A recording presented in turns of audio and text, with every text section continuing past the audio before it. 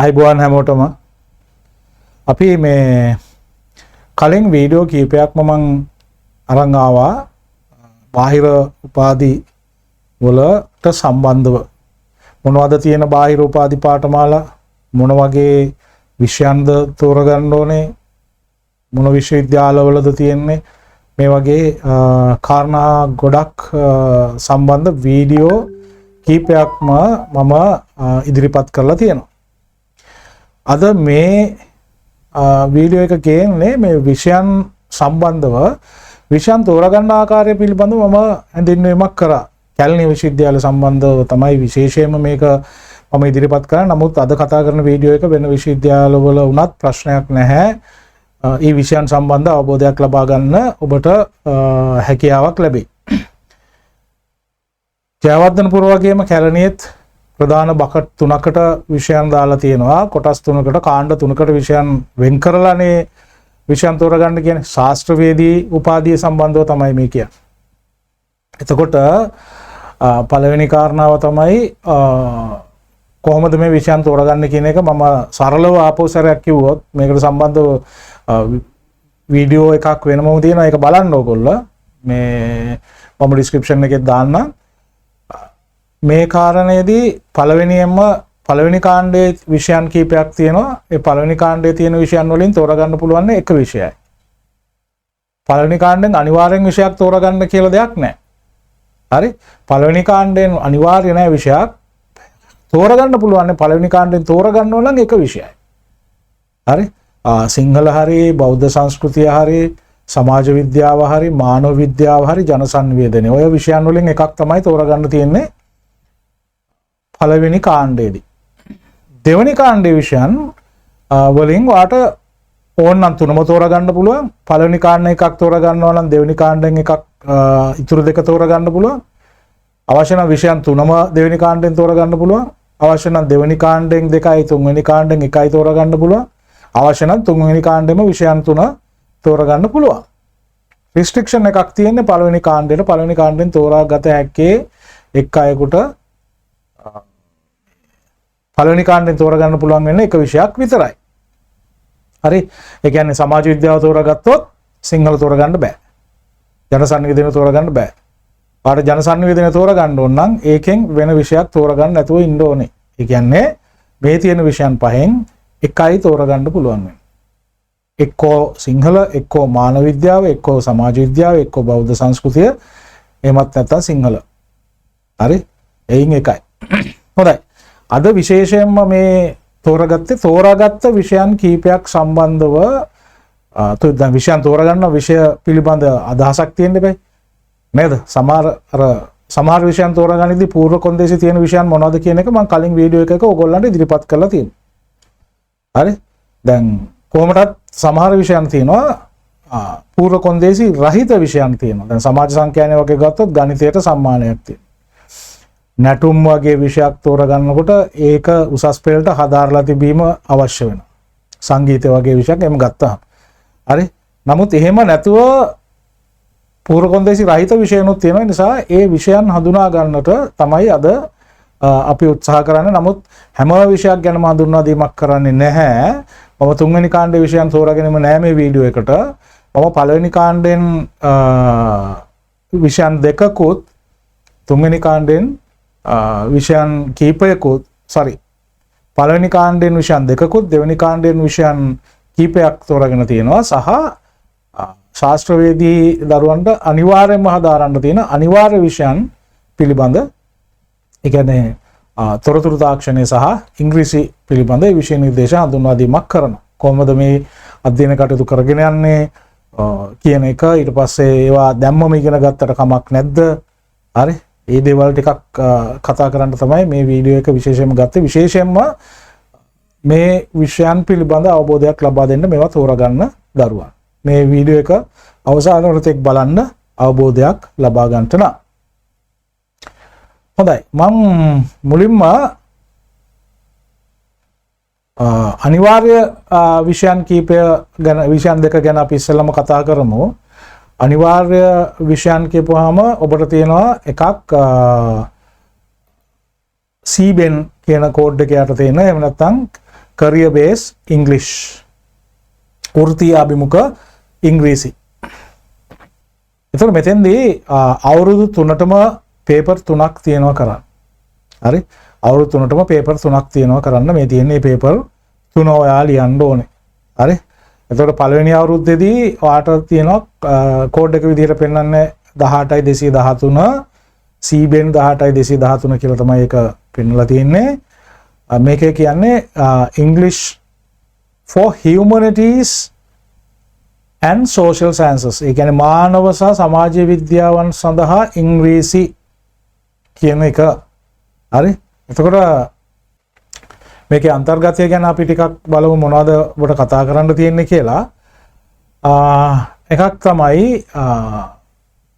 හරි පළවෙනි කොටසදී අපි කියනවා මේ inclusive societies ඒ කියන්නේ සමාජ අන්තර්ගත භාවයත් එක්ක ඉංග්‍රීසි වල අවශ්‍යතාවය මොකක්ද කියන දේ තමයි පළවෙනිම පාඩම නැත්නම් පළවෙනිම අධ්‍යයනය වාගේ part 1 කියන එක. ඒකට පැය 3ක් වෙන් කරනවා. සාමාන්‍ය අධ්‍යයන පැය 3ක් හරි වෙන් කරලා තියෙනවා. හරි ඊට පස්සේ මේකේ කියනවා discuss the need for inclusive societies.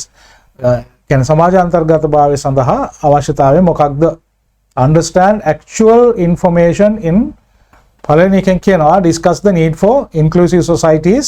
සමාජ අන්තර්ගත භාවයත් එක්ක අවශ්‍ය ඉංග්‍රීසි understand actual information in short text encountered in daily life.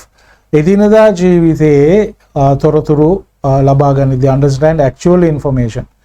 හරි තොරතුරු කොහොමද දැනගන්නේ? short text encountered in daily life. දිනපතා ජීවිතයේදී කොහොමද මේක පාවිච්චි කරන්නේ? ඉංග්‍රීසි වල අදාළත්වය මොකක්ද කියන දේ අපි දැනගන්න අවශ්‍යයි. Practice all the major pronouns and their basic use determiners. මේ කියන්නේ practice all major pronouns. ප්‍රධාන pronouns කියන්නේ මේ pronouns මොනවද කියන එක. හරි සර්වනාම පිළිබඳ අපි දැනගෙන ඉන්න අවශ්‍යතාවයක් තියෙනවා. ඒක practice කරන්න ඕනේ. ඒක පුරුදු වෙන්න ඕනේ. Practice use and omissions of the indefinite and definite articles. ලිපි වල තියෙන මේකෙන් කියන්නේ මේ practice and omission of indefinite and definite articles. ඒ කියන්නේ අනිවාර්ය සහ අනිවාර්ය නොවන නිශ්චිත හෝ අවිනිශ්චිත ලිපි සහ ඒවා පිළිබඳ අදහසක් තියෙන්න ඕනේ. ඒ පිළිබඳ අධ්‍යයනයක් තියෙනවා. එතකොට මේක task based language learning, presentations, discussions, role play, student presentations මෙන්න මේ වගේ දේවල් වලින් තමයි assess කරන්නේ. හරි? එතකොට මොකක් හරි සමහරලාට මේක role play එකක් වෙන්න පුළුවන්. චරිත නිරූපණයකින් එහෙම නැත්නම් ඔයගොල්ලෝ ගන්න presentation එකකින් මේ දේවල් assess කිරීමක් කරනවා. හරි? task based කියලා කියන්නේ ඒකයි. එතකොට තව එකක් තියෙනවා practice and use omissions, right? ඊට පස්සේ දෙවෙනි කොටසට යනකොට අපි කියනවා ඒකත් inclusive societies නැත්නම් සමාජාන්තර්ගත භාවය පිළිබඳවම අන්තර්ගත සමාජීය තත්ත්වය පිළිබඳවම වාට දෙවෙනි කොටසක් තියෙනවා. ඒක අපි ගත්තොත් එහෙම ඒකේ කියනවා describe a picture object using short sentences. කෙටි වාක්‍ය පාවිච්චි කරලා යම් කිසි object එකක් එහෙම නැත්නම් පින්තූරයක් කොහොමද විස්තර කරන්නේ කියලා. හරි? දැන් ගත්තොත් there is a cat, there is a හරි? නැත්නම් there is මේ වගේ දේවල් පාවිච්චි කරලා කෙටි දේවල් පාවිච්චි කරලා කෙටි වාක්‍ය පාවිච්චි කරලා යම් කිසි දෙයක් විස්තර කරන්න practice එකක් හදා ගන්න ඕනේ. Formulate simple WH questions. WH questions කියලා තියෙන්නේ who, when, where, what. හරි මේ වගේ WH වල තියෙන ප්‍රශ්න කොහොමද හදාගන්නේ? ඒ වගේ ප්‍රශ්න අහන්නේ කොහොමද?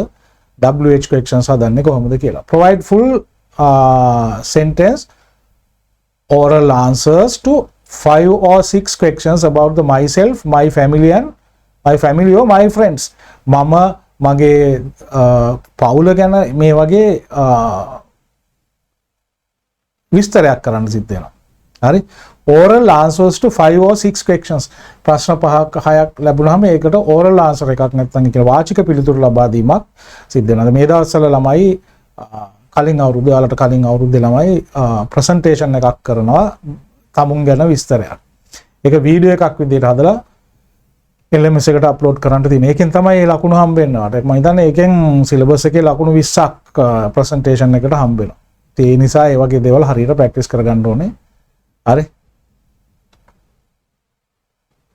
ඒකත් රෝල් ප්ලේ වගේ දේවල් වලින් ප්‍රසන්ටේෂන් වගේ දේවල් වලින් ඉදිරිපත් කරන්න පුළුවන් කියන එක තමයි කියන්නේ. ඊළඟට environment කියලා කොටසක් තියෙනවා. පරිසරය සම්බන්ධව describe picture using short sentences. there is there are මේ කොටස ඊට පස්සේ පරිසරයේ සම්බන්ධ තියෙන ගැටලු මොනවද discuss issues related to environment පරිසරයේ සම්බන්ධ තියෙන පාරිසරික ගැටලු සාකච්ඡා කිරීමක්. හරි මේ හැම එකක්ම අයිති වෙනවා. එතකොට understand factual information in short text encountered in daily life දිනපතා ජීවිතය හා සම්බන්ධ තොරතුරු සම්බන්ධ ඒ අවබෝධයක් නේ ලබා ගැනීම practice use of little and few හරි මේ වගේ terms වල අවබෝධයක් ලබා ගන්න මේකත් task based language learning presentation discussions role play student presentation මේ වගේ දේවල් වලින් තමයි මේක මිනුම් කරන්න මේක assess කරන්න. හරි environment කියන එකේ part 1 එක ඊළඟට ඒකේ part 2 එකක් තියෙනවා. practice the use of other determinants all, each, every, both, same, any, no, none, either, neither, right, conjunction and although, when මෙන්න මේ වගේ දේවල් පිළිබඳ ප්‍රැක්ටිස් එකක් අවශ්‍ය වෙනවා. මේවා කොහොමද පාවිච්චි කරන්නේ කියලා. neither, no නේ neither කියන එකත් එක්ක no පාවිච්චි. දැන් ඒ වගේ දේවල් පාවිච්චි වෙනවා. නේද? ඒක අපි කියනවා ඒ වගේ ප්‍රැක්ටිසස් මොනවාද තියෙන්නේ. හරි ඊට පස්සේ practice language related to apologies, compliments and congratulations. යමකට සමාවක් අයදිනකොට කනුකාටුව ප්‍රකාශ කරනකොට ඊළඟට ඒ පිළිබඳ ප්‍රසාදයක් පළ කරනකොට එහෙම නැත්නම් ඒ පිළිබඳ අපි ගත්තොත් සුබ පැතීමක් කරනකොට දැන් උපාධිය ලබා ගත්ත කියලා අපි සුබ පතනවා. ඊළඟට එහෙම නැත්නම් අපෙන් වැරද්දක් වුණාම අපි අපොලොජයිස් කරනවා. සමාව ඉල්ලනවා. නේ? එහෙම නැත්නම් යමක් පිළිබඳ අපේ ප්‍රශංසාව ප්‍රකාශ කරනවා. හරි. මේ වගේ දේවල් අවශ්‍ය වෙනවා මේ කොටසේදී අධ්‍යයනය කරන්න සිද්ධ වෙනවා. Introduce and give basic details about oneself at a gathering, group discussion. එතකොට group discussion එකක gathering එකක public audience එකක යමක් හඳුන්වා දීම පිළිබඳ විස්තර කතා කිරීම පිළිබඳ අවශ්‍යතාවයක් තියෙනවා. ඒ පිළිබඳ අවබෝධයක් ලබා ගන්න සිද්ධ වෙනවා. ඊළඟට ගත්තොත් listen to video and identify its main idea on the topic of setting goals. ඉලක්ක තැබීම පිළිබඳව. හරි? ඉලක්ක තැබීම පිළිබඳ මාතෘකාව. දැන් මේ කියන්නේ වීඩියෝ එකක් බලන්න, වීඩියෝ එක බලලා අයිඩියා එකක් අරගෙන ඒකේ goal settings කියන එහෙම නැත්නම් ඉලක්ක පිහිටීම පිළිබඳ යම් කිසි අවබෝධයක් තියෙන්න ඕනේ. ඊට පස්සේ කියනවා respond in polite conversation. බොහොම විනීත සංවාදයක නේ. respond in polite conversation with a peer and lecturer handling courtesy formulas on the topic of one's goal. ආගේ අරමුණ පිළිබඳව ප්‍රතිචාර දැක්වීමක්, සංවාදයේ නිරත වීමක් තමන්ගේ හිතවතෙක් හෝ තමන්ගේ ගුරුවරයා සමග. හරි? ඊට පස්සේ simple present and present continuous form talk about permanent and temporary situation. ස්ථිර සහ తాවකාලික තත්වයන් යටතේ පිළිබඳව විස්තර කරන්නේ කොහොමද? tenses 12ක් තියෙනවානේ. tenses 12ක් තියෙනවා. හරි? ඒ tenses 12 අපි මම මේක ඔයගොල්ලෝ තේරුණා විශ්වවිද්‍යාලයට ගියා නෑ අධ්‍යයනය කරා නැතුවා ඒකේ ප්‍රශ්නයක් නෑ. අපි මේ වගේ පොඩි ප්‍රසන්ටේෂන් වීඩියෝස් දානවා ඒවා බලන්න. සමහර වීඩියෝස් මම දානවා ඔයගොල්ලෝගේ සමහර සබ්ජෙක්ට් වලට අදාළව මේක කරගෙන යනකොට ඇයි මම මේ වීඩියෝ ඔයාලට දැම්මේ කියන එක තේරෙයි. හරි? simple present and present continuous form to talk about permanent and temporary situation. ඒ කියන්නේ tenses 12ක් තියෙනවා. ඒකෙන් මුලින්ම අපි ඉගෙන ගන්න tense එක තමයි simple present. දෙවෙනි එක ඉගෙන ගන්න එක තමයි present continuous simple present. හරි යමක් අර habitual action එකක් නිතරම සිද්ධ වෙන දෙයක් පුරුද්දක් විදිහට සිද්ධ වෙන දෙයක් වෙනකොට අපි simple present පාවිච්චි කරනවානේ. ක්‍රියාපදයකට s එකක් දාන්නේ eats හැමදම වගේ කනවා අය. හරි ඊට පස්සේ eating කියලා කිව්වොත් දැනට කෙරෙමින් පවතිනවා.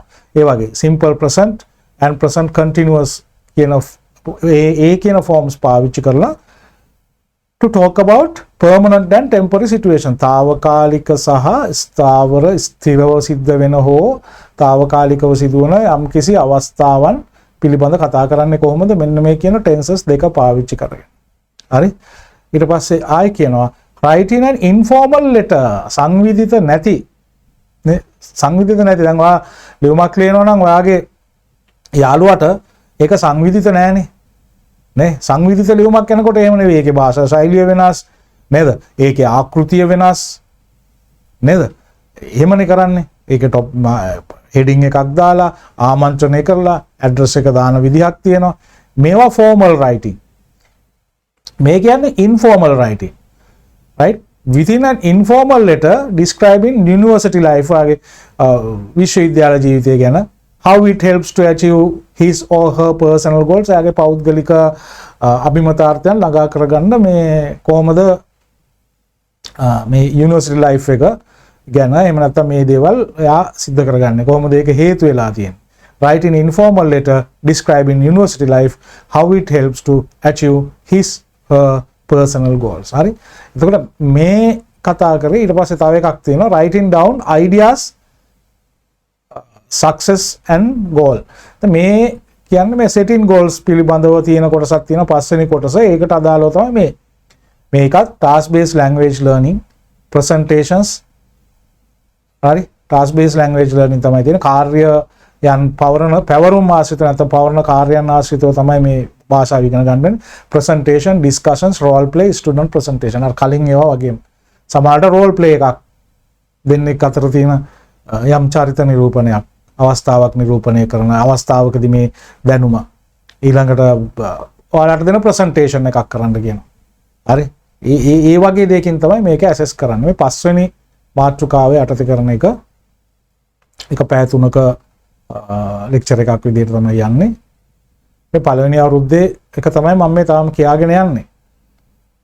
ඔන්න බලන්න පෞගේ දවස් ටිකේ මම ඔයාලගේ ගෲප් වලට දැම්මා ඉංග්‍රීසි සින්දු ගැන සිංහලෙන් කියලා නේද දැන් බලන්න මොකද්ද මේ මම පර්පස්ලි කරපු දෙයක්ද එහෙම නැත්නම් මට නිකන් ඉන්න බැරුව දාපු එකක් නෙවෙයි ඒව අහන්න listen to song and discuss its idea with peers තමන්ගේ හිතමිතුරන් එක්ක සින්දුවක් ගැන අහලා ඒ සින්දුව ගැන විස්තර කරන්න මේ ඔයගොල්ලෝ මතක නම් මම ඔයගොල්ලන්ගේ groups වලට දාලා තිබුණා WhatsApp group වල ඉන්න අය බලනවා නම් ඒ අයට දාලා තිබුණා ගීත කීපයක් බටහිර ගීත කීපයක් නේ Rivers of Babylon ඊට පස්සේ ඒකේ සම්පූර්ණ අදහස මොකක්ද ඒකේ තේරුම මොකක්ද ඒකේ ව්‍යංගාර්ථ මොනවාද ඒකේ මතුපිටාර්ථය මොකක්ද මේ වගේ දේවල් මම දාලා Rivers of Babylon one way ticket Rasputin මේ වගේ බටහිර ගීත කීපයක් මම දාලා තිබ්බා තවත් දානවා ඉතින් මේවට ගොඩාක් පැහැදිලි වෙයි ඔයගොල්ලන්ට මේවා උපකාරී වෙයි ඔයාලට ඉතින් ඒ නිසා මේ දේවල්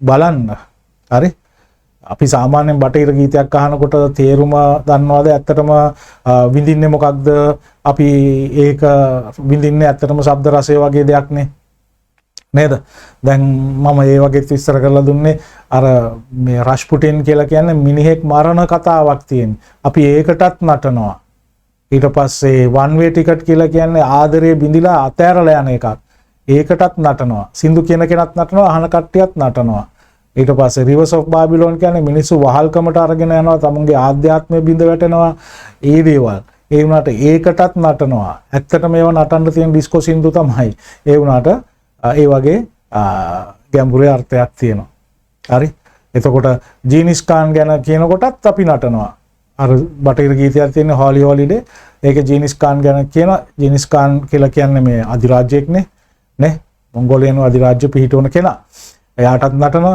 ඊට පස්සේ මාබක කියන්නේ පාතාල සිද්ධියක් ඒකටත් නටනවා අපි නටන්නේ නැත්තේ මොකටදනේ අපි නටනවා එක්ක කවුරු හරි නටවනවා මම සින්දු ගැන කියපු හින්දා පොඩ්ඩක් වැඩිපුර කතා කරේ. listen to song and discuss its idea with the peers.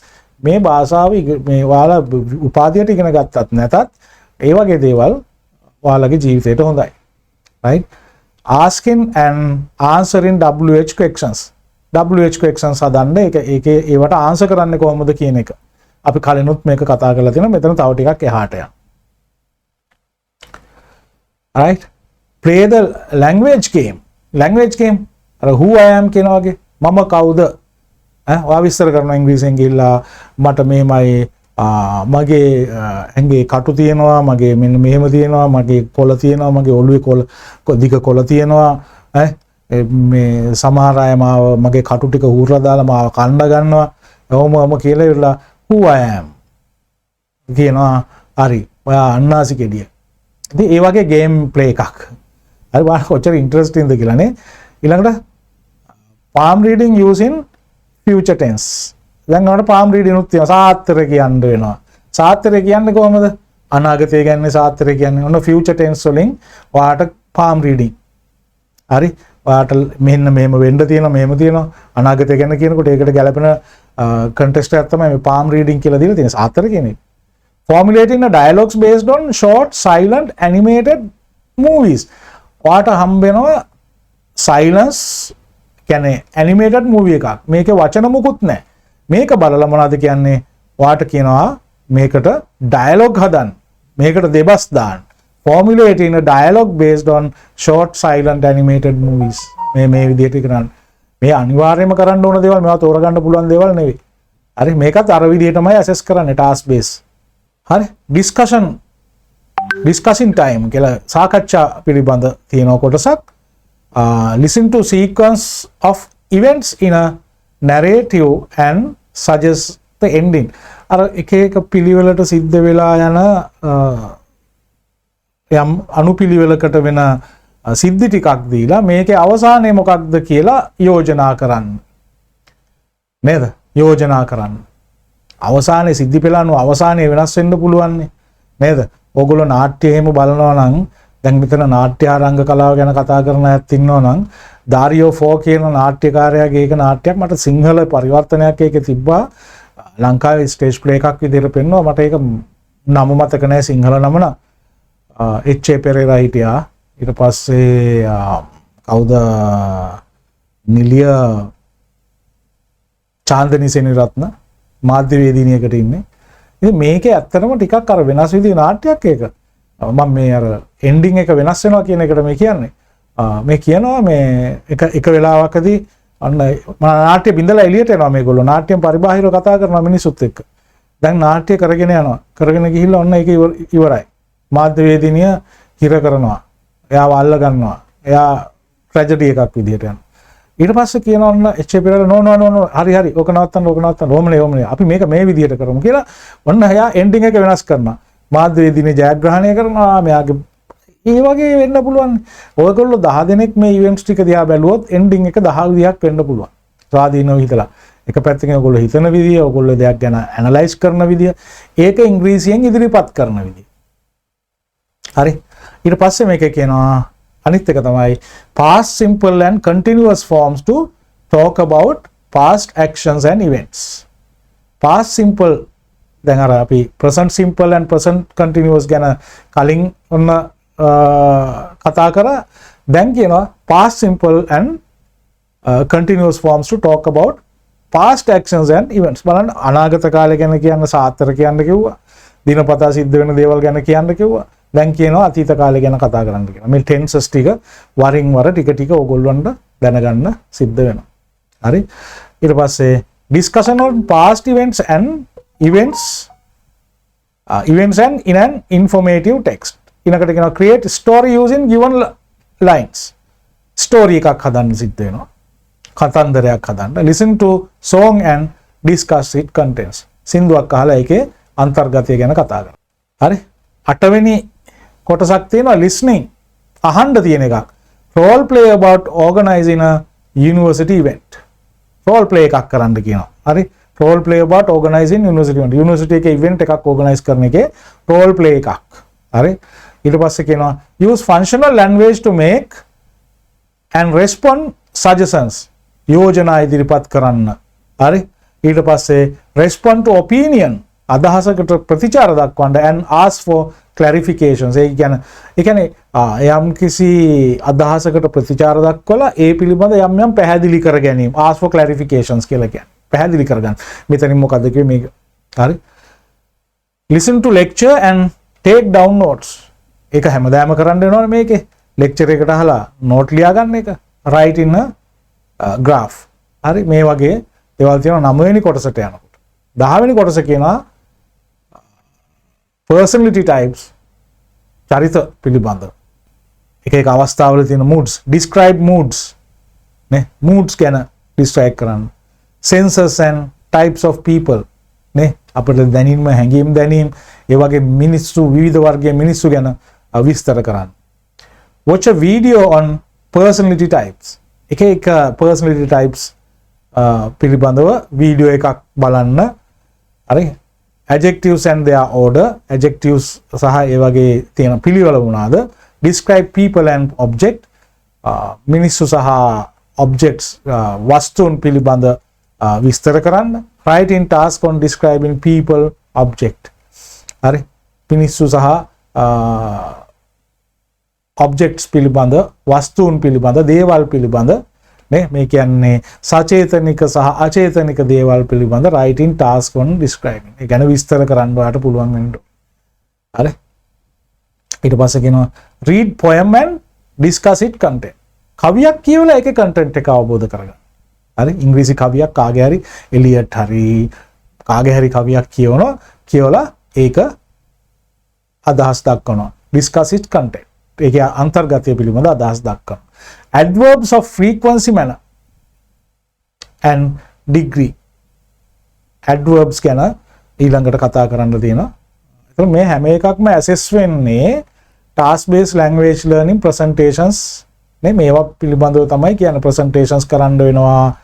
හරි discussion වලට මේ වගේ තමයි මේක විස්තර කරන්න සිද්ධ වෙන්නේ. 11 speaking in retrospect. Listen to an interview with a famous academic. Listen to an interview with a famous academic. Listen to an interview with famous academic. ඒ කියන්නේ ප්‍රසිද්ධ ශාස්ත්‍රඥයෙකු සමග තියෙන වීඩියෝ එකකට සවන් දෙන්න. මේක ඉංග්‍රීසි එකක් වෙන්න ඕනේ. හරි. සිංහල ඒවා නම් ඕන තරම් YouTube එකේ තියෙන ඉංග්‍රීසි වලිනුත් තියෙනවා. ඉතින් ඒ වගේ එකකට සවන් දෙන්න. Present perfect form and past simple form to past actions and experience. බලන්න පහුගියපු දේවල් පිළිබඳ කතා කරන දේවල් ගැන කතා කරන්න කියනවා. එයාට tenses දෙකක් දෙනවා. present perfect form and past simple. මෙන්න මේ කියන form දෙක මම කියවනේ tenses 12ක් ගැන. ඒ tenses 12න් තව දෙකක් දීලා තියෙනවා present perfect form and past simple. past simple එක ඔය ඉතිසෙල්ලත් දෙකදී යොදාගෙන තිබුණා. reading a biography of a famous person. ප්‍රසිද්ධ කෙනෙක්ගේ චරිත කතාවක් කියවන්න. ගොඩක් චරිත කතා තියෙන ඉංග්‍රීසියෙන් ලියපු එකක්. මම ඕන ඔයගොල්ලෝ හොයාගෙන කියවන්න හොඳ චරිත කතාවක් කියන්න. මහත්මා ගාන්ධි ගැනත් චරිත කතා තියෙනවා. simplified english වලනුත් තියෙනවා. හරි. පොඩි පොත් ඒ කියන්නේ ලොකු පොතක් සිම්පල් කරපු පොඩි පොතක් මට මතකයි මම O level කරන කාලේදී වගේ කියවුවා. මෙයාගේ මහත්මා ගාන්ධිගේ පොතක් අපිට රෙකමන්ඩ් කරලා තිබ්බ පොතක් නේ. නමුත් අපි කියවුවා. හරි. ඒක කියවන්න හරිය ලේසි සරල සිංහලක්. මම පොතේ නම පස්සේ වෙලාවක ෂෙයා කරන්න මේ වෙලාවේ බෑ. තව කියවනවා නම් කියවන්න බිල් ක්ලින්ටන්ගේ My Life කියලා පොතක් තියෙනවා.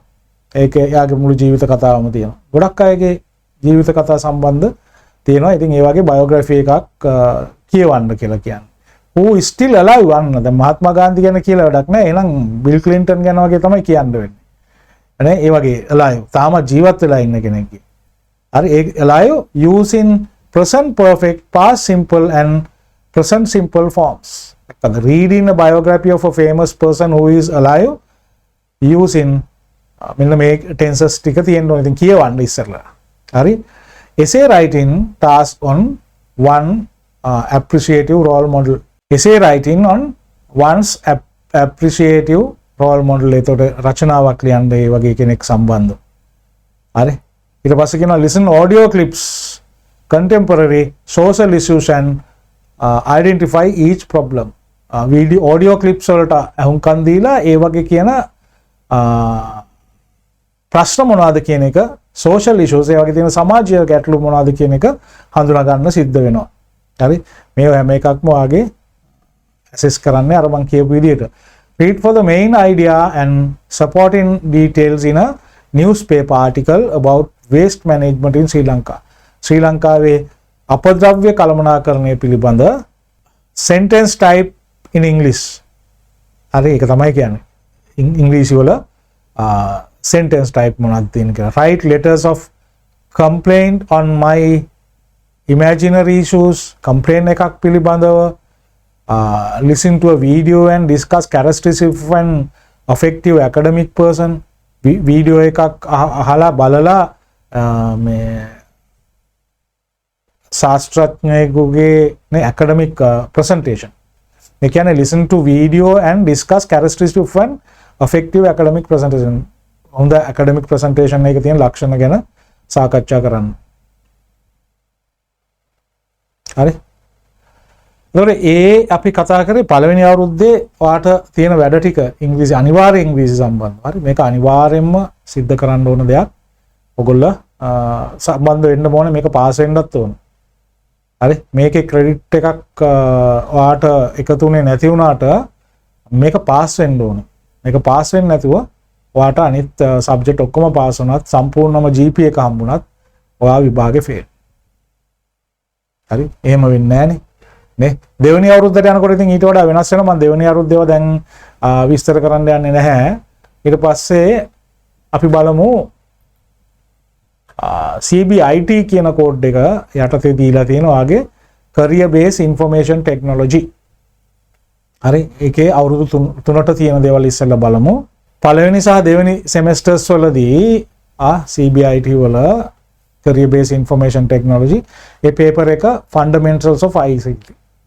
තොරතුරු හා සංවේදන තාක්ෂණයේ මූලිකාංග ගැන තමයි තියෙන්නේ. ඒක අනිවාර්යයි. ක්‍රෙඩිට් 3ක් හම්බ වෙනවලු. MS Office applications for workplace එකේදී වැඩපළේදී Microsoft Office යෙදුම් පාවිච්චි කරන්නේ කොහොමද? තුන්වෙනි අවුරුද්දේදී everyday life, cloud computing in everyday life. දිනපතා ජීවිතයේදී අපි cloud computing නැත්නම් clouds කොච්චර පාවිච්චි කරනවා, කොහොමද පාවිච්චි කරන්නේ, මේ වගේ භාවිතාව මොකක්ද කියන දේ තමයි තුන්වෙනි අවුරුද්දේදී කතා කරන්නේ. cloud එකක් කියන්නේ මොකක්ද? cloud වර්ග මොනවද තියෙන්නේ? අපි දැනටත් පාවිච්චි කරනවා iCloud කියලා පාවිච්චි කරනවා, Google Drive කියලා පාවිච්චි කරනවා, Dropbox කියලා පාවිච්චි කරනවා, නේද? OneDrive කියලා පාවිච්චි කරනවා. අපි එදිනදා cloud පාවිච්චි කරනවා. හරි, ඒතකොට මේකේ එන්නේ cloud computing in everyday life තුන්වෙනි අවුරුද්දේ. පළවෙනි අවුරුද්දේ මොනවද තියෙන්නේ කියන එකම විස්තර කරලා දෙන්න. දැන් මේ පාඩම නැත්තම් මේ විෂය නිර්දේශය කරගෙන යද්දී මේ විෂය නිර්දේශය අවසාන වෙද්දී ඔයාලට මොනවද තියෙන්නේ? Identify the basic components of computer system. පරිගණක යන්ත්‍රයක මූලික කොටස් ටික අඳුර ගන්න පුළුවන් වෙනවා. ආදාන මොනවාද, ප්‍රතිදාන උපකරණ මොනවාද, පරිගණක තියෙන්න ඕන කොටස් මොනවාද, මයික්‍රෝප්‍රොසෙසර්ස් මොනවාද, මෙමරි වර්ග මොනවාද තියෙන්නේ, hard disk, ඊට පස්සේ SSD, මේ වගේ සංකල්ප අපි මුලින්ම අඳුන ගන්න. Describe the role of computer hardware, computer software and their nature. hardware සහ software වල ස්වභාවය මොකක්ද කියන එක ඊළඟට ඔයාලට විස්තර කරන්න පුළුවන් වෙන්න ඕනේ. Compare the performance of computers according to their hardware components.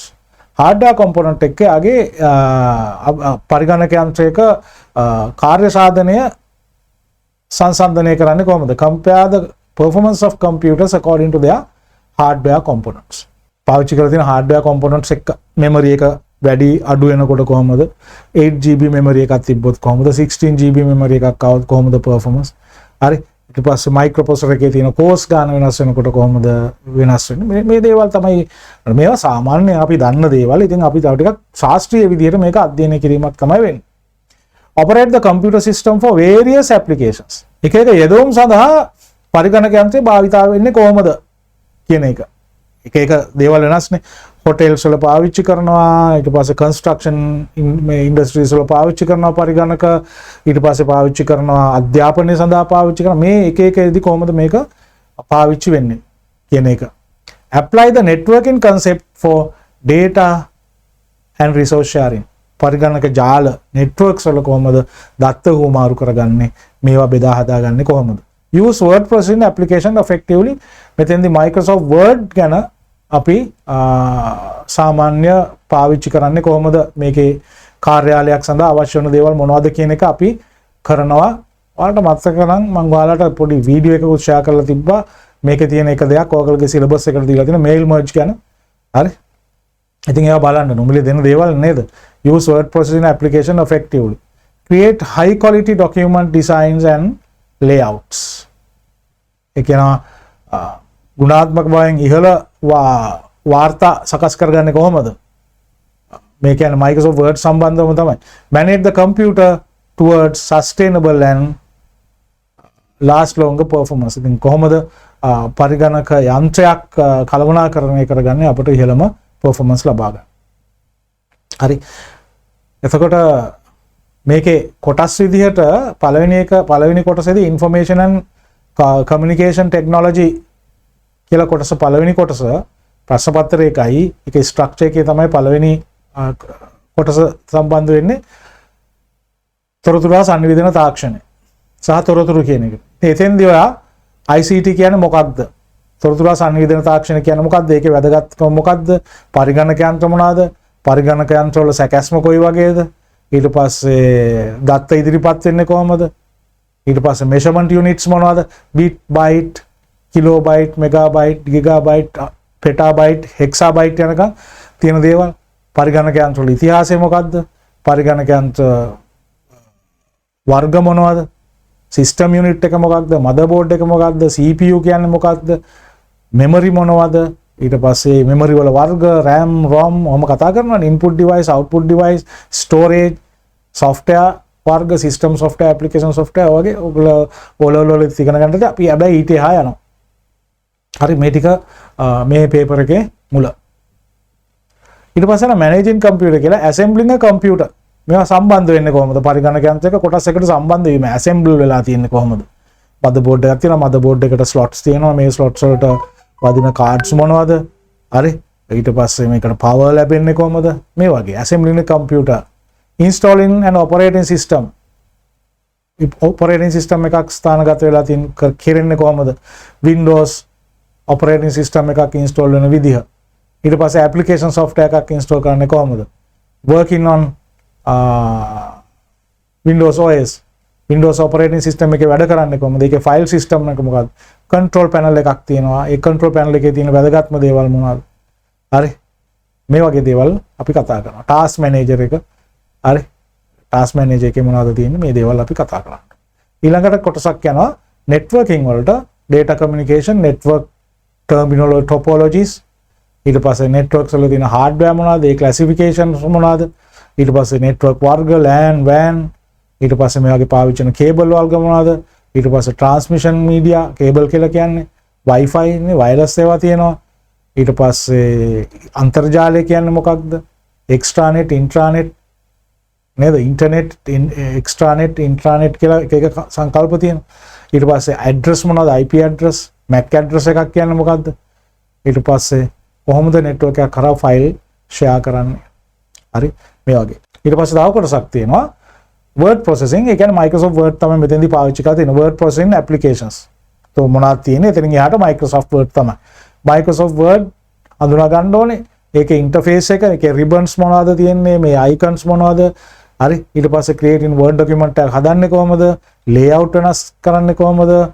මේකට text insert කරන්නේ කොහොමද? හරි. symbols install කරන්නේ කොහොමද? formula එකක් type කරනකොට කොහොමද කරන්නේ? text formatting කරන්නේ කොහොමද?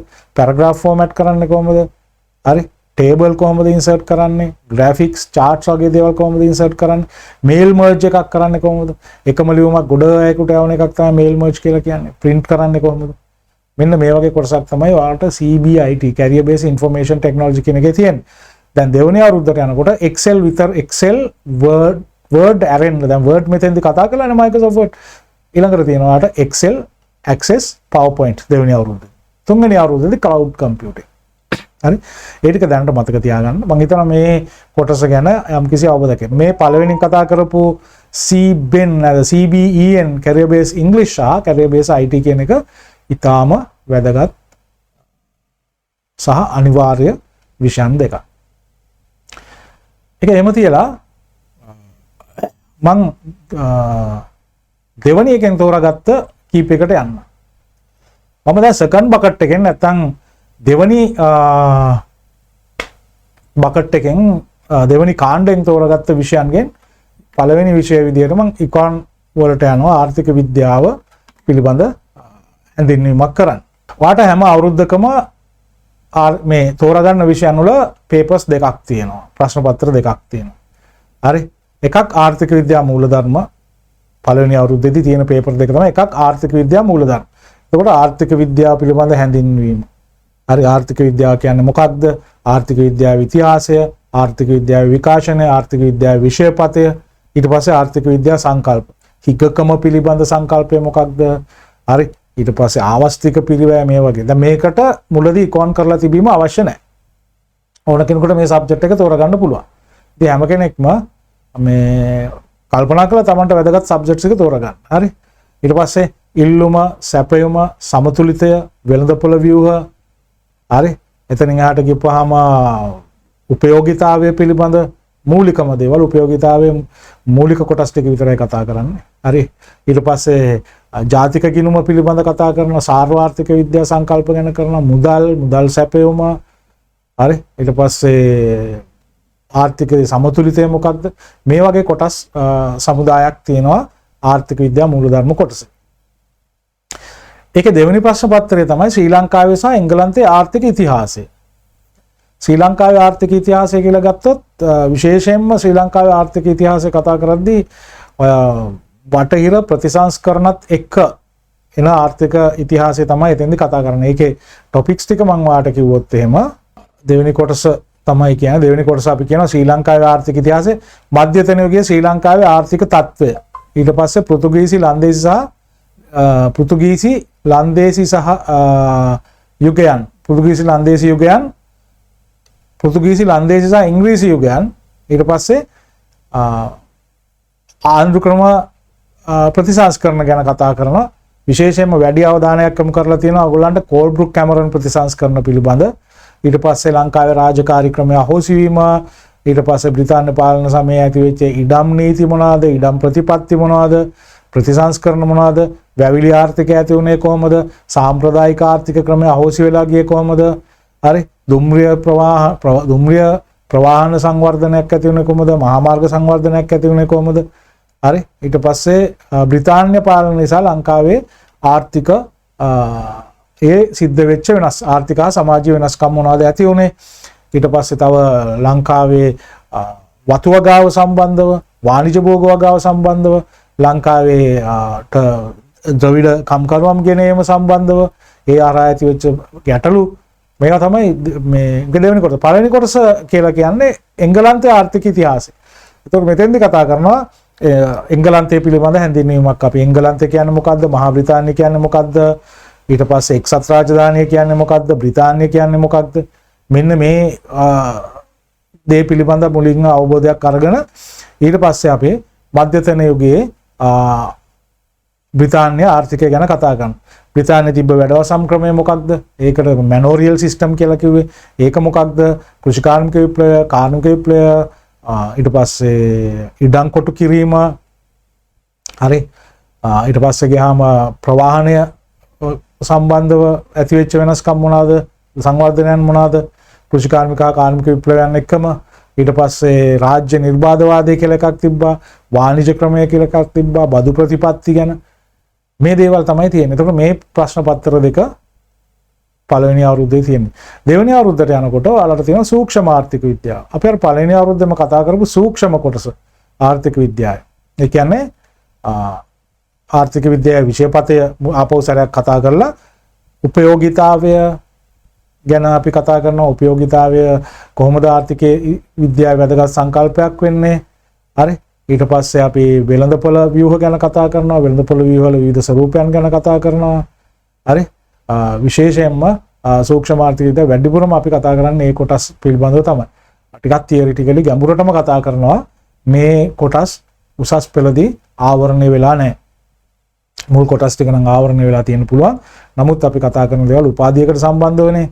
එතකොට අපිට උසස් පෙළ දේවල් නෙවෙයි මූලික සුදුසුකම අපේ ෆවුන්ඩේෂන් එක හරියට පළවෙනි අවුරුද්ද කියලා තියෙනවා නම් ඒක හරි. අපි මං මේ දෙවෙනි අවුරුද්දේ කොටස් ටිකක් කියාගෙන ගියොත් එහෙම ආර්ථික විද්‍යාව විශේෂ ශාස්ත්‍රයේ ක්‍රමවේදය පාරිභෝජක හැසිරීම පිළිබඳ න්‍යාය. ඒ කියන්නේ උපයෝගීතාවය පිළිබඳ. මතක ඇති ඔය total utility marginal utility නේ. නිෂ්පාදන න්‍යාය. ඊට පස්සේ පිරිවැය න්‍යාය. ඊට පස්සේ වෙළඳපොළ සමතුලිත වෙන්නේ කොහොමද? මේ වගේ දේවල් ගැඹුරින්ම කතා කරනවා. අවුරුද්දක්ම කතා කරනවා. allocate වෙන වෙලාවත් මදි එක්ස්ට්‍රා ක්ලාස් උත් දාලා තමයි ඉවර කරන්නේ. ඒතර ගැඹුරකට කතා කරනවා. මේකේ දෙවෙනි කොටස ආර්ථික විද්‍යාව සඳහා සංඛ්‍යානය. හරි ආර්ථික විද්‍යාව මෙතෙන්දී සංඛ්‍යානය තමයි ඇත්තටම නේ. සංඛ්‍යානයේ වර්ග විස්තරාත්මක සංඛ්‍යානය අනුමිතික සංඛ්‍යානය කියලා දෙකක් තියෙනවා. හරි. එතකොට ආර්ථික විද්‍යාවත් සංඛ්‍යානයත් අතර තියෙන සම්බන්ධතාවය පැහැදිලි කරන්න. දත්ත වර්ග හරි ඊට පස්සේ දත්ත වර්ග කරන දත්ත රැස් කරන්නේ කොහොමද? දත්ත විශ්ලේෂණය කරන්නේ කොහොමද? ඒවා සංඛ්‍යාත ව්‍යාප්තිය වලට දාන්නේ කොහොමද? ඊට පස්සේ අර අපි මුලදී කතා කරලා තිබ්බ පොඩි පන්තිවලදී කතා කරපු අපකිරණ මෙනු මාත්‍ය මධ්‍යස්ථ මධ්‍යන්නේ වගේ අපකිරණ මෙනු ඒ පුංචි පන්ති වල වගේ නෙවෙයි අපි ගොඩක් ඈතට යන්න ඕනේ. ඊට පස්සේ ලෝරන්ස් වක්‍රය ගිනි සංගුණකේ වගේ අපිට ඒ කාලේදී ආවරණය නොවිච්ච කොටසුත් හැබැයි මතක තියාගන්න මේක බොහොම සරල තැනකින් පටන් ගන්න. මේකත් එක්ක මේකට ගොඩක් වැදගත් වෙන සමාජ සංඛ්‍යානය ඉගෙන ගන්න අයට මේක පීනට්ස් වගේ. පළවෙනි අවුරුද්දේ ඉගෙනගෙන දෙවෙනි අවුරුද්දට යනකොට මේක බොහොම සරල දෙයක් වගේ තේරෙයි. හරි? එතකොට සහසම්බන්ධතා විශ්ලේෂණය, ප්‍රතිපායනය, කාල ශ්‍රේණි විශ්ලේෂණය වගේ අපි ටිකක් ගැඹුරින් කතා කරන කොටසක් තමයි මේ තියෙන්නේ දෙවෙනි ප්‍රශ්න පත්‍රේ. හරි? එහෙම කියලා නෑ අපේ ළමයි හරියටම ඒව කරගත්තා ඉන්නවා. නේද? මැත්ස් මුකුත් දන්නේ නැතුව මැත්ස් එපා කියලා ඇවිල්ලා ආර්ථික විද්‍යාව කරපුවාත් මේ පේපර් එක කොහොමද ගොඩ දාගෙන තියෙන්නේ. හරි ඒ නිසා මේක ඇත්තටම අපි අර O level ළමයෙක්ගේ තැන ඉඳලා තමයි පටන් ගන්නෙ. එතකොට මේක නිසා මේක අනිවාර්යයෙන්ම ආර්ථික විද්‍යාව තුළ අවශ්‍ය දෙයක්. ඉතින් ඒ නිසා මේකේ ඉන්ක්ලූඩ් කරලා තියෙනවා අර ආර්ථික මිතිය කියන එකේම කොටසක් විදිහට තමයි මේ තියෙන්නේ. ආර්ථික මිතිය කියලා විෂයක් තියෙනවා. ඉකොනොමෙට්‍රික්ස් කියලා එකම තමයි එකෙන් කොටසක් තමයි මේ උගන්වන්නේ. තුන්වෙනි අවුරුද්දේදී දෙකක් තියෙනවා. සාර්වාර්ථික විද්‍යාව. සාර්වාර්ථික දැන් සූක්ෂම ආර්ථික විද්‍යාව, සාර්වාර්ථික විද්‍යාව කියලා දෙකක් තියෙනවා. දෙවෙනි අවුරුද්දේ සූක්ෂම ආර්ථික විද්‍යාව, තුන්වෙනි අවුරුද්දේදී සාර්වාර්ථික විද්‍යාව. සාර්වාර්ථික විද්‍යාවදී ආවරණය වෙන්නේ මොකද්ද? සාර්වාර්ථික විද්‍යාව කියන්නේ සමස්තයක් විදිහට ආර්ථිකය බලන එක තමයි. මුදල් සැපයුම, උද්දමනය, ඊට පස්සේ ජාතික ගිණුම, ආර්ථිකයේ සමතුලිතභාවය, විදේශ වෙළඳාම මේ වගේ දේවල්. දැන් මේවා අපි ඒ ලෙවල් වල කතා කරපු දේවල් මූලිකවම කතා කරත් එතනින් එහාට ගොඩක් ඉස්සරහට අපි කතා කරගෙන යනවා ආර්ථික විද්‍යාවේ තුන්වෙනි අවුරුද්දේ. මේකේ ඊළඟ පේපර් එක තමයි සංවර්ධන ආර්ථික විද්‍යාව. ඩෙවලොප්මන්ට් ඉකොනොමික්ස් කියලා කියන සංවර්ධන ආර්ථික විද්‍යාවේදී සංවර්ධනයේ සම්බන්ධව තමයි තියෙන සංවර්ධනයේ සංකල්ප, තිරසාර සංවර්ධනය, ඊට පස්සේ ස්ත්‍රී පුරුෂ සමාජභාවය පිළිබඳ කාන්තාවන් කොහොමද සංවර්ධනය සඳහා යොදාගන්න මේ දායකත්වය වෙන්නේ, රටවල් සංවර්ධන විෂමතා මොනවාද, ඇයි සංවර්ධනය සහ සංවර්ධනය වෙන රටවල් ඇති වෙලා තියෙන්නේ, ඊට පස්සේ විදේශ ආයෝජන ගැන, හරි විදේශ වෙළඳාම ගැන මේ වගේ ගොඩක් දේවල් කතා කරනවා. සාර්වාර්ථික විද්‍යාවේ පිටුවහලකුත් මේකට තියෙනවා. සංවර්ධන ආර්ථික විද්‍යාව. එතකොට මෙන්න මේ කියන විදිහට තමයි ආර්ථික විද්‍යාව කියන කොටස සම්බන්ධ වෙලා තියෙන්නේ. ඊළඟට ගත්තොත් ජාත්‍යන්තර අධ්‍යයනය කියලා විෂයක් තියෙනවා. බොහොම රසවත් විෂයක්. හරි. ජාත්‍යන්තර අධ්‍යයනය කියන්නේ මොකක්ද? ඒ විෂය හඳුනා ගැනීම සහ ඒකේ ඒ විෂය සහ විෂයපතය කියන එක තමයි පළවෙනි එක. ජාත්‍යන්තර අධ්‍යයන හැඳින්වීම, ස්වභාවය සහ විෂයපතය. මේක පළවෙනි ප්‍රශ්න පත්‍රයේ පළවෙනි අවුරුද්දේදී. දෙකේ දෙවෙනි ප්‍රශ්නේ තමයි ජාත්‍යන්තර සම්බන්ධතාවල ඓතිහාසික වර්ධනය, ඉන්ටර්නැෂනල් රිලේෂන්ෂිප් කියන එක ඉතිහාසයේ ඉඳලා කොහොමද වර්ධනය වෙලා තියෙන්නේ. හරි. දෙවෙනි අවුරුද්දේදී ජාත්‍යන්තර දේශපාලනය සහ ශ්‍රී ලංකාවේ විදේශ ප්‍රතිපත්තිය ගැන පේපර්ස් දෙකක් තියෙනවා. එකක් ජාත්‍යන්තර දේශපාලනය, දෙවෙනි පේපර් එක ශ්‍රී ලංකාවේ විදේශ ප්‍රතිපත්ති. තුන්වෙනි එකේදී රාජතාන්ත්‍රික සම්බන්ධතා, න්‍යාය සහ පුහුණුව, ඊළඟට සාමය හා ගැටුම් නිරාකරණය. අන්නේ පේපර්ස් දෙක තමයි තුන්වෙනි අවුරුද්දේදී තියෙන්නේ. දැන් පළවෙනි අවුරුද්දේදී ගත්තොත් එහෙම මේකේ තියෙන්නේ සාමාන්‍ය ජීවිතයේදී ජාත්‍යන්තර සබඳතා භාවිතා වෙන්නේ කොහොමද? පුද්ගලයන් විදිහට ජාත්‍යන්තර සබඳතා කොච්චර භාවිතා වෙලා තියෙනවා? ජාත්‍යන්තර සබඳතා කියන්නේ කුමක්ද? ඒකේ ස්වභාවය මොකක්ද? හරි අර්ථකථන මොනවද මේ ජාත්‍යන්තර සබඳතා පිළිබඳ ඇති වෙලා තියෙන්නේ? ඊට පස්සේ ඒකේ විශේෂේෂ්ඨ ඊට පස්සේ ඒකේ ජාත්‍යන්තර අධ්‍යයන ක්‍රියාවලියයි ශාස්ත්‍රීය විෂයක් බවට පත් වෙන්නේ කොහොමද ඒක වෙලා තියෙන්නේ? ඊට පස්සේ ජාත්‍යන්තර කියන්නේ ජාතික රාජ්‍ය සහ ජාත්‍යන්තර පද්ධතියේ ක්‍රියාකාරීන් හඳුනා ගැනීම, ජාත්‍යන්තර සම්මතා අධ්‍යයනය සඳහා ඉදිරිපත් වෙලා තියෙන ප්‍රධාන ප්‍රවේශයන් මොනවද? මේවා තමයි ජාත්‍යන්තර අධ්‍යයනයේ පළවෙනි ප්‍රශ්න පත්‍රයේදී කියන්නේ සම්භාව්‍ය ප්‍රවේශ සහ නූතන ප්‍රවේශ, ජාත්‍යන්තර සම්මතා විෂය ඉදිරිපත් වී ඇති සංකල්ප, බලය, ස්වාධිපත්‍ය, අරාජිකත්වය, ජාතික බලය, ජාතික අභිලාෂ, බල තුලණය වීම, මේ වගේ ගොඩක් දේවල් පළවෙනි එකේදී කතා කරනවා. මම හිතන්නේ ගොඩක් රසවත් විෂයක් වෙයි ජාත්‍යන්තර අධ්‍යයනයේ විෂය. මොකද ලෝකේ ගැන කතා කරනවානේ නේ, ලෝකේ තියෙන වෙනස් වීම, ලෝකේ කොයි විදිහටද නැසලා තියෙන්නේ කියලා. ඓතිහාසික වර්ධනය ගැන ගත්තොත් එහෙම ජාත්‍යන්තර සබඳතාවල ඓතිහාසික වර්ධනය ගැන අපි කතා කරනවා. මේ වෙස්ට්ෆේලියා කියලා කාලයක්, పూర్ව වෙස්ට්ෆේලියා කාලය කියලා. ඊට පස්සේ ග්‍රීකයේ තිබ්බ ග්‍රීක පෞර රාජ්‍යයන් මොනවාද? රෝම අධිරාජ්‍ය කොහොමද? ගැන පිළිබඳව, මධ්‍යතන යුගයේ පුනරුදය පිළිබඳව, ඊට පස්සේ කාර්මික විප්ලවය, ප්‍රංශ විප්ලවය, නැපෝලියන් යුද්ධය, ඊට පස්සේ රාජකීයත්වය, ජාතිකවාදය, නූතන යුගයේ පළමු හා දෙවන ලෝක යුද්ධ, ඊළඟට තුෂ්ණි යුද්ධය සහ තුෂ්ණි යුද්ධයට පසු. තුෂ්ණි යුද්ධය කියලා කියන්නේ මොකද්ද? මේ කෝල්ඩ් වෝර් කියන එක. සීතල යුද්ධය ගැන කියන්නේ තුෂ්ණි කියලා. හරි. තුහින කියන එකෙන් වෙන්න ඇති මේ තුෂ්ණි කියන වචනේ හම්බෙලා තියෙන. ඉතින් ඔයගොල්ලෝ තුෂ්ණින් භූත වෙන්න එපා. තුෂ්ණි කියලා කියන්නේ කෝල්ඩ් කියන එක. තුෂ්ණි යුද්ධය කියලා කියන්නේ කෝල්ඩ් වෝර්. සීතල යුද්ධය ගැන තමයි මේ කතා කරන්නේ. හරි. ඉතින් ගොඩාක් මූලාශ්‍ර තියෙනවා එදිනදා ජීවිතයේ එදිනදා මාධ්‍ය පිළිබඳ අවබෝධයෙන් ඉන්නවනම් මේකට ගොඩාක් හොඳ පැහැදිලි කිරීමක් ලැබේ.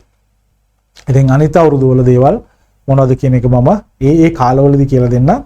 ඔයාලට විෂය තෝරා ගැනීම සඳහා මේ කතා කරේ. සමාජ සංඛ්‍යානය විෂය ගත්තොත් සමාජ සංඛ්‍යානයේ ඒ පේපර් දෙක අවුරුදු තුනකට තියෙන පේපර් 6ක්. පළවෙනි අවුරුද්දේ පේපර් දෙක අපි කියනවා මූලික ගණිතය. මේ මූලික ගණිතය ඊළඟට මූලික සංඛ්‍යානය. ගණිතය පේපර් එකක් තියෙනවා, සංඛ්‍යානය පේපර් එකක් තියෙනවා. ඒ දෙවෙනි අවුරුද්ද එනකොට සම්භාවිතා ව්‍යාප්ති සහ නියැදුම් ක්‍රම, සම්භාවිතා ව්‍යාප්තිය සකස් වෙන විදිහ පිළිබඳ. ඊට පස්සේ අනුමිතික සංඛ්‍යානය කියලා එකක් තියෙනවා. සංඛ්‍යානයේ අපි අර විස්තරාත්මක සංඛ්‍යානයේ කතා කරපු දේවල් අනුමිතික සංඛ්‍යානයේදී කොහොමද යොදාගන්නේ? කියන්නේ අපි දත්ත එකතු කරලා හදාගන්න දේවල් තියෙනවානේ. මේ මාතය ගන්නවා, මධ්‍යස්ථය, ඔය වගේ ගන්න දේවල් වලින් අපි කොහොමද සමස්තයක් ගැන අර්ථ දක්වන්නේ කියන එක තමයි අනුමිතික සංඛ්‍යානය කියන්නේ. දැන් උදාහරණයක් විදිහට ගත්තොත් ලංකාවේ ශිෂ්‍යයන්ගේ පරිගණක දැනුම පිළිබඳ පර්යේෂණයක් කරන්න ඔය ඉස්කෝල වලින් තෝරාගත්ත ළමයි 1000ක් නියැදියක් අරගෙන පරීක්ෂා කරනවා. ඊට පස්සේ ඒකේ මිනුම් ගන්න. ඇත්තටම මේ තියෙන ළමයි 1000කගේ මිනුම්නේ. ඒ 1000කගේ මිනුම් පාවිච්චි කරලා සමස්ත පාසල් ප්‍රජාවම කොහොමද අපි පුරෝකථනය කරන්නේ? ඒක තමයි අනුමිතික සංඛ්‍යානය කියන්නේ. ඒක දෙවෙනි අවුරුද්දේ ඉගෙන ගන්න. ඊට පස්සේ සහසම්බන්ධතාවය හා ප්‍රතිපායන ප්‍රධාන සංකල්ප දෙකක් තුන්වෙනි අවුරුද්දේ පළවෙනි පේපර් එක විදිහට තියෙනවා. ඊට පස්සේ විසාමත් රසවත් විෂයක් සංකාර්ය පර්යේෂණ ප්‍රායෝගිකම විෂයක් තුන්වෙනි අවුරුද්දේ තියෙනවා. මම හිතන්නේ ඔයගොල්ලෝ ගොඩක් කැමති වෙන විෂයක් වෙයි. සංඛ්‍යානය හදාරණයට ඊට පස්සේ ව්‍යාපාරවල තීරණ ගැනීම වලදී ප්‍රායෝගික ප්‍රැක්ටිකල් දෙයක්. මේ තියරිටිකල් කතාව පැත්තක තියලා මේ ප්‍රායෝගිකව මේ වැඩේ වෙන්නේ කොහොමද කියන එක තමයි වෙන්නේ. උදාහරණයක් විදිහට මේ සම්පත් කොහොමද අපි මේ භාණ්ඩ නිෂ්පාදනයට යොදන්න ගන්න කියලා මේ ගණිතමය විදිහට අපි ඒක charts ඇඳලා graph ඇඳලා මෙන්න මේක තමයි ප්‍රශස්තම මට්ටම කියලා කියනවා. ප්‍රවාහනය කරද්දී අපි මෙන්න මේ පාරේ මෙන්න මේ route එක මෙන්න මේ විදිහට යන්නේ කොහොමද? ඒක ගණිතමය වශයෙන් අපි කොහොමද හොයාගන්නේ? හරි. මේ විදිහට දේවල් තියෙනවා අපිට කතා කරන්න සංකාර්ය පර්යේෂණ විෂය සම්බන්ධ. එතකොට මේ සමාජ සංඛ්‍යානය මම මූලික ගණිතයත් මූලික සංඛ්‍යානයත් කියන දෙක පොඩ්ඩක් විස්තර කරලා දෙන්නම්. ඒකේ විෂය නිර්දේශය මොකක්ද කියලා.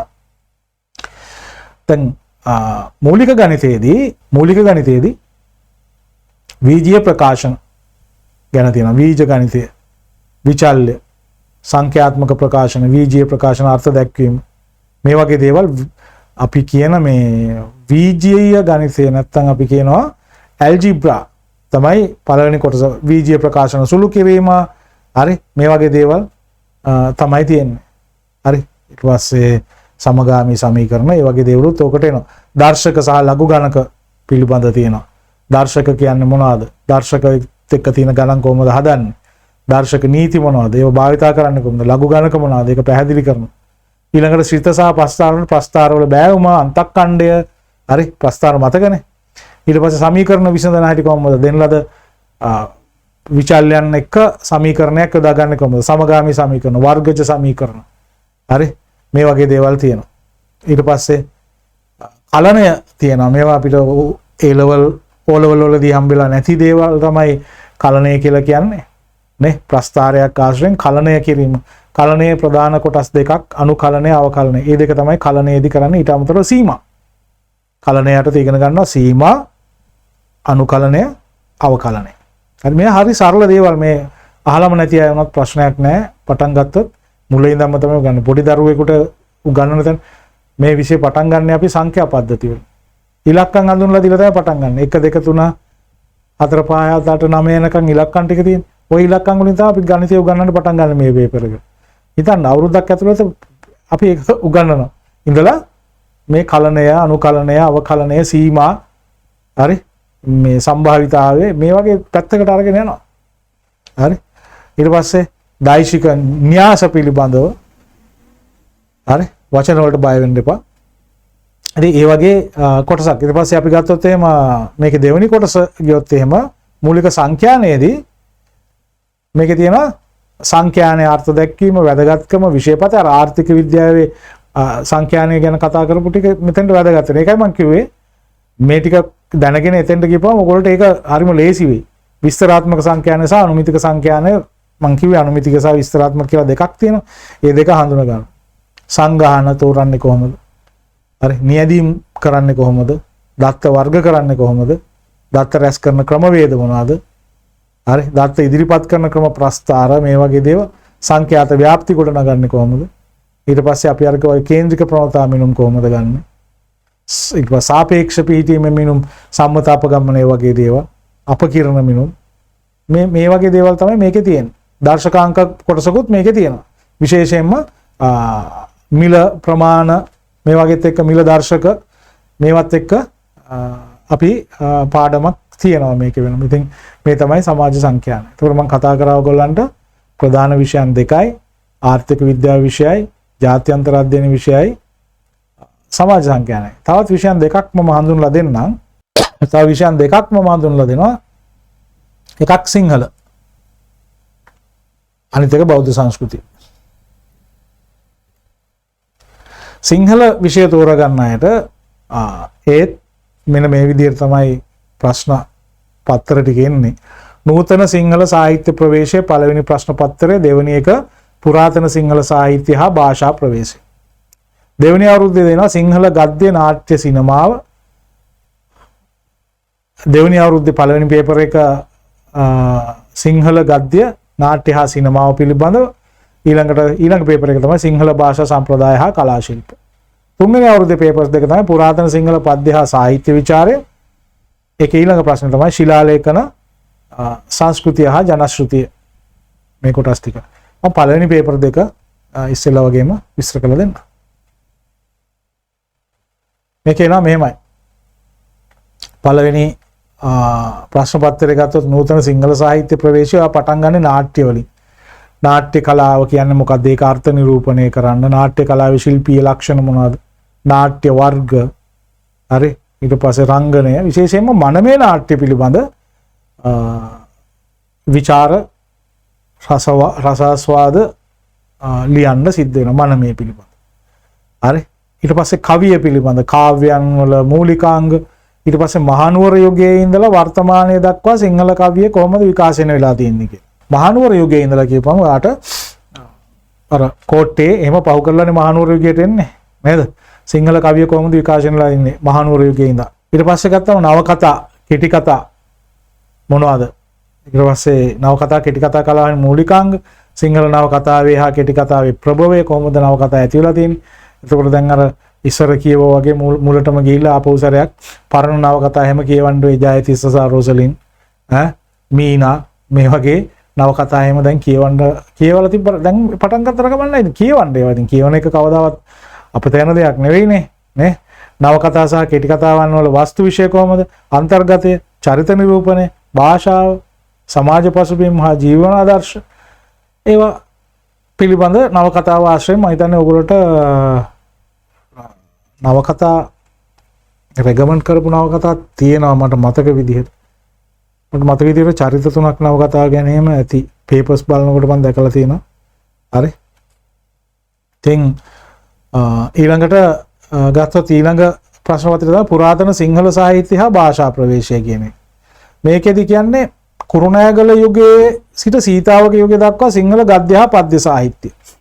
කුරුණෑගල ඉඳන් සීතාවක යුගය දක්වා ප්‍රධාන රාජධානි ගත්තොත් නම් කොහොමද තියෙන්නේ? සීතාවක කියලා ප්‍රධාන රාජධානියක් අපි කියන්නේ නැහනේ. නේද? කියන්නේ මොනවාද? අනුරාධපුර, පොළොන්නරුව, දඹදෙණිය, යාපහුව, කුරුණෑගල, ගම්පොළ, කෝට්ටේ, සෙන්කඩගල නැත්නම් මහනුවර. සීතාවක කියලා එකක් කියන්නේ නැහැ. හැබැයි සීතාවක රාජධානිය කියන්නේ නේ ටිකිරි රාජසිංහගෙන් අවසන් වෙනවනේ රජවරු දෙන්නයි සීතාවක රාජධානිය හිටියේ. බායදුන් නිසා එයාගේ පුතා වෙච්ච සීතාවක රාජසිංහ නැත්නම් පළවෙනි රාජසිංහ. පුතාත් කියනවා පුතා නෙවෙයි කියලාත් කියනවා. එහෙම ඕපදූපත් එමට තියෙනවා. අපිට ඒ ඕපදූප පොඩක් නැහැ. කුරුණෑගල ඉඳලා සීතාවක දක්වා සිංහල ගද්‍ය හා පද්‍ය සාහිත්‍ය ගැන ආට කතා කරනවා. නිර්දිෂ්ට කෘති රසාස්වාදය හා විචාර නිර්දේශ කරන පොත් තියෙනවා. ඒවා විචාරය කරන්න රසාස්වාදය කරන්න අවශ්‍යයි. ඊළඟට භාෂාව කියන්නේ මොකද්ද? භාෂාවේ භාෂණෙහි ලේඛනයෙහි විවිධතා, උච්චාරණ ඉන්ද්‍රිය පද්ධතිය මේ වගේ දේවලුත් ඉගෙන ගන්න ඕනේ. හරි. ඊට පස්සේ උපභාෂා මොනවාද? භාෂා පිළිබඳ දෙයක් තමයි මෙතන කතා කරන්නේ. භාෂාව හා සමාජය, භාෂාව හා සංස්කෘතිය. හරි. මේ ටික තමයි මේකේ තියෙන්නේ. කියන පළවෙනි සහ දෙවෙනි පේපර් එක විදියට. ඒ කියන්නේ පළවෙනි ප්‍රශ්න පත්‍රයේ කියනවා අපි නූතන සිංහල සාහිත්‍ය ප්‍රවේශය, දෙවෙනි ප්‍රශ්න පත්‍රයේ පුරාතන සිංහල සාහිත්‍ය හා භාෂා ප්‍රවේශය. හරි. ඊට පස්සේ තියෙනවා සිංහල ගද්‍ය නාට්‍ය සිනමාව පිළිබඳ දෙවෙනි අවුරුද්දේදී කතා කරනවා.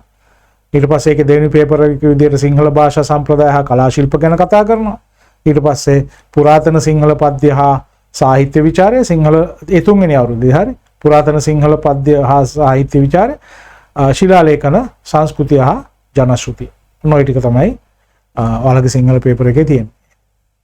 සිංහල විෂයට හදාරන්න තියෙන සිංහල ඉන්න තියෙන පාඨමාලා නැත්නම් පේපර්ස් ටික තමයි මම කිව්වේ. පළවෙනි අවුරුද්ද දෙක මම විස්තරාත්මකව කිව්වා. ඉතින් බෞද්ධ විදියට බෞද්ධ සංස්කෘතිය ගැන දෙයක් නොකිය බෑනේ නේද? හරි. බෞද්ධ සංස්කෘතිය හදාරන අය මේක පළවෙනි කාණ්ඩේ විෂයක්. සිංහල පළවෙනි කාණ්ඩේ, බෞද්ධ සංස්කෘතියත් පළවෙනි කාණ්ඩේ. මේක කියන ಭಾರತೀಯ සංස්කෘතික පසුබිම හා බෞද්ධ සංස්කෘතිය මූලධර්ම. ಭಾರතයෙන් පටන් ගන්න ಭಾರතයේ තිබ්බ සංස්කෘතික පසුබිමත් එක්ක බෞද්ධ සංස්කෘතියේ තිබ්බ මූලධර්ම ගැන කතා කරන්න ඕනේ. ඊළඟට ප්‍රාථමික මූලාශ්‍ර අධ්‍යයනය හා සාහිත්‍ය විචාරය, බෞද්ධ සාහිත්‍ය.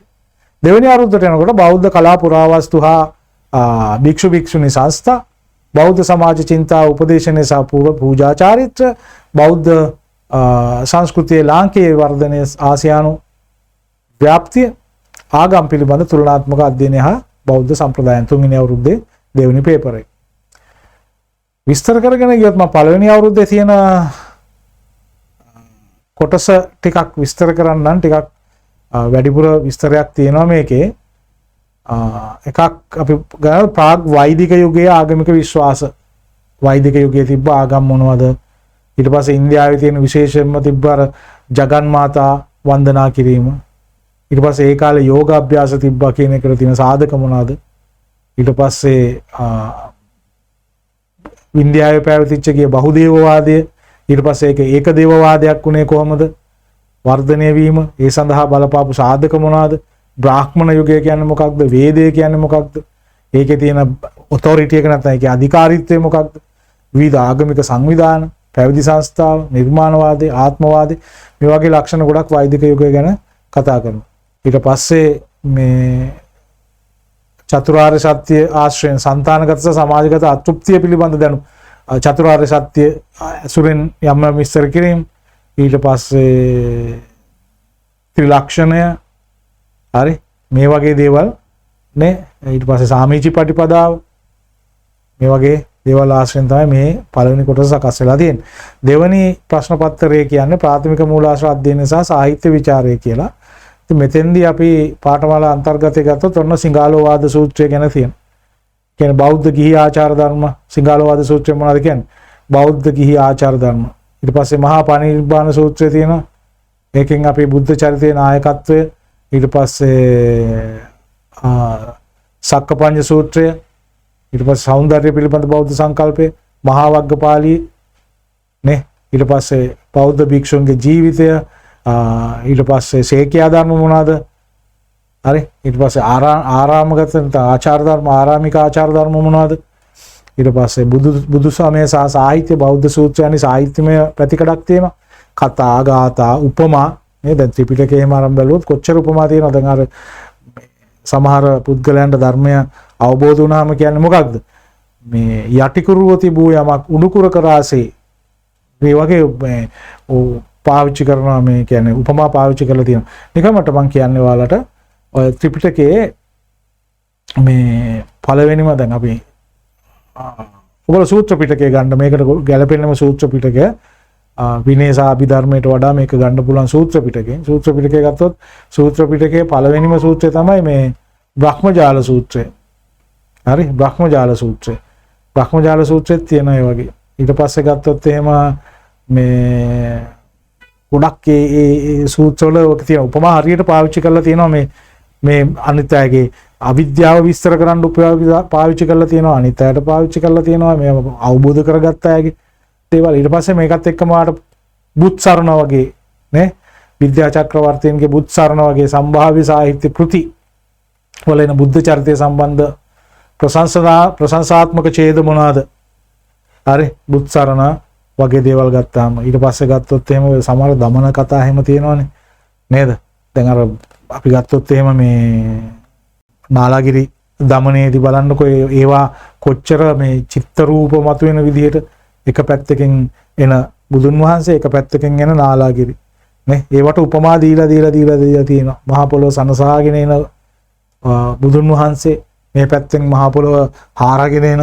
හස්ති රාජයා අර දීඝට්ටනේ නාට්‍යවල එහෙම තියෙන දීඝට්ටනේ කියලා කියන්නේ මේක හොද්දටම පාවිච්චි කරලා තියෙනවා මේ බුත්සරණ වගේ දේවල් අරගෙන බලන්න හරි ඊට පස්සේ ඒ කතා අරගෙන බලන්න එතකොට සම්භාව්‍ය සාහිත්‍ය කෘතීන් ගැන බුද්ධ චරිතය කොහොමද නිර්මාණය කරන්නේ ජාතක සාහිත්‍ය ගැන ජාතක කතා පිළිබඳ නේ මේ කොච්චර උපමා පාවිච්චි කරලා තියෙනවද රූපක පාවිච්චි කරලා තියෙනවද විශාලම ජාතක කතා උම්මග්ග ජාතකය වගේ ජාතක කතා විශාල පරිමාණය විශාලයි ප්‍රමාණය විශාලයි පොත අරගෙන කියුවා හරි ඊට පස්සේ සුතසෝම වගේ ගත්තා මධ්‍ය ප්‍රමාණයේ ජාතක කතා මේ හැම එකකම මොන විදිහටද මේ ජාතක සාහිත්‍ය ගොඩනගලා තියෙන්නේ ඒක කෙටි කතාවයි ජාතක කතාවයි වල තියෙන සම්බන්ධතාවය එහෙම අහනවා ඒ වගේ තියෙන සමාන ලක්ෂණ හරි ප්‍රශංසාත්මක ඡේද ජාතක සාහිත්‍ය ඒ වගේ තියෙන මනෝවිද්‍යාත්මක වටිනාකම් නේ මනෝවිද්‍යාත්මක සංකල්ප ඕනතරම් තියෙනවා නේද අර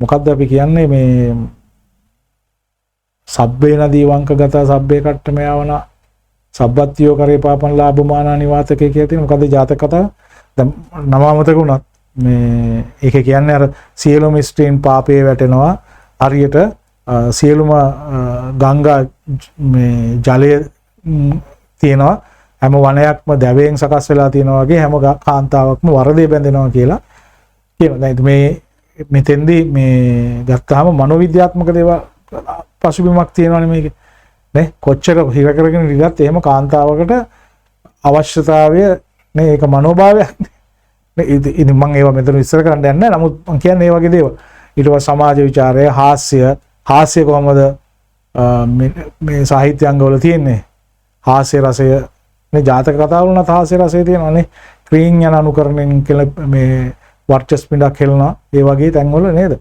ඊට පස්සේ මේ සද්ධර්ම රත්නාවලිය වගේ අර බෞද්ධ ආభాෂයේ තියෙන පොත් හරි ඒකෙත් බුද්ධ චරිතයේ සමහර දේවල් තියෙනවා නැත්නම් වෙන බුදුවරුන් ගැන කියලා තියෙනවා.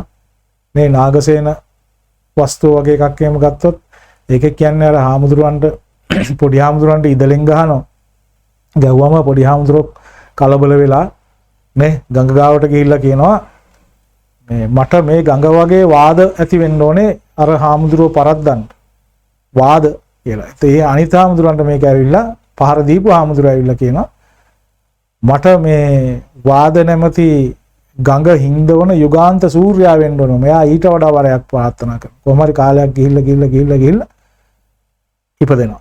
ආපහු ඉපදෙනකොට සිද්ධ වෙන දෙයක් තමයි මේ කියන්නේ නාගසේන කියලා හාමුදුරු කෙනෙක් වෙලා නේ මිලින්ද කියලා රජුරු කෙනෙක් ගෙන් වෙන හානියක් එක්ක වාද කරලා නේ අන්න ඒ වගේ තැන්වල එහෙම මේ ඒ වගේ තැන්වල එහෙම උපමා හොඳට පාවිච්චි කරලා තියෙනවා.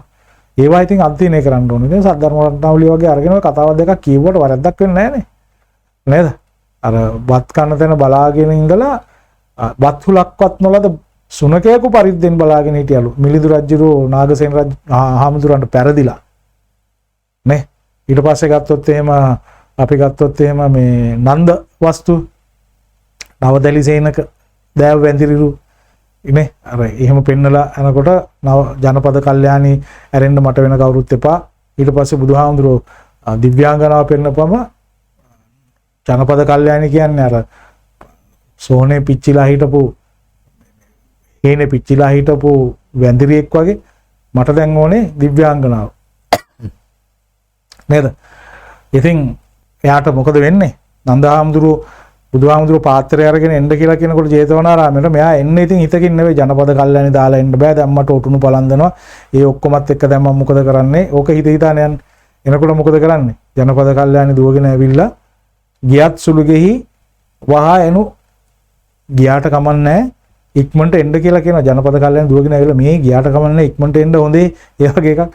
මේක ඉතින් මෙයාගේ හිතේ කාලදිලා තියෙනවා. එයා කියන්නේ දිවුලුලාට මුසු වයිතිසේතරෝ වැදගත් කියලා. මේ දිවුලුලාට ගාපු සායන් ලේසියෙන් ගැලවෙන්නේ නැහැ. එහෙමයි කියන්නේ. හරි. ඉතින් මේ වගේ දේවල් පාවිච්චි කරලා තියෙනවා. ඉතින් මේ වගේ උපමා මොනවාද රූපක මොනවාද ඒවා පාවිච්චි කරලා තියෙන සාහිත්‍යාංග කොයි වගේ දේවල්ද කියනවනේ. උපදේශාත්මක ගතියයි සාහිත්‍යාත්මක ගතියයි. දැන් බුත්සරණ ගත්තොත් උපදේශාත්මක ඒ වගේම සාහිත්‍යාත්මක ගුණාංග තියෙනවා. නේ? ඒතර බෞද්ධ වීර කාව්‍ය ගැන තියෙනවා, බෞද්ධ උපදේශාත්මක සාහිත්‍ය තියෙනවා, ජාතක පද්‍ය, බෞද්ධ නාට්‍ය නේ, දොරකඩාස්න මේ වගේ දේවල් තියෙනවා. ඉතින් මේ ප්‍රශ්න පත්‍රේ. ඉතින් මම මේ විස්තර කරේ ඔයාලට තියෙන පළවෙනි අවුරුද්දේ ටික තමයි මම වැඩිපුර විස්තර කරේ. ඉතින් මේ අවබෝධයත් එක්ක මම හිතන්නේ මම මේ තෝරගත්තේ ළමයි වැඩිපුරම තෝරගන්න සබ්ජෙක්ට් එකක්. හරි? ළමයි වැඩිපුරම තෝරගන්න සබ්ජෙක්ට් එකක්. මීට අමතරව සමාජ විද්‍යාව, ජන සංනිවේදනය, මනෝවිද්‍යාව, ඊට පස්සේ වගේ දේවලුත් මානව විද්‍යාව වගේ දේවලුත් පාවිච්චි කරනවා. හැබැයි එච්චර මේ විස්තරයකට මම ගියේ නැහැ. හරි? ඒ තරම් ලොකු විස්තරයකට මම ගියේ නැහැ. ඒ ගැන කතා කරලම නැහැ. අපි ඉස්සරහා දවසකදී තවත් විදියකට කතා කරමු. දැන් මේ වීඩියෝ එක දිග වෙනව නැත්තම් මම හිතන්නේ මේක දැන් පැයකටත් වැඩිය ගිහිල්ලා තියෙනවා. මේ ටික මම හිතන්නේ කොහොම ප්‍රමාණවත් ඔයගොල්ලන්ට ශාස්ත්‍රවේදී දරුවන්ට මේ විෂයන් තෝරගනිද්දී එහෙමනම් ඔබ හැමෝටම ආයිබෝවන් තවත් වීඩියෝ එකකින් හමු වෙනවා. ඉතින් ඔයාලට කරන්න තියෙන්නේ මේ වීඩියෝ එක ෂෙයා කරන්න ඕගොල්ලන්ගේ දන්න අනිත් අයට දන්න ගෲප්ස් වලට මේක ෂෙයා කරලා දැනුවත් කරන්න අනිත් අයට. හරි?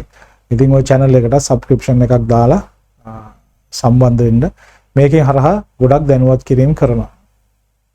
බොහොම ස්තුතියි.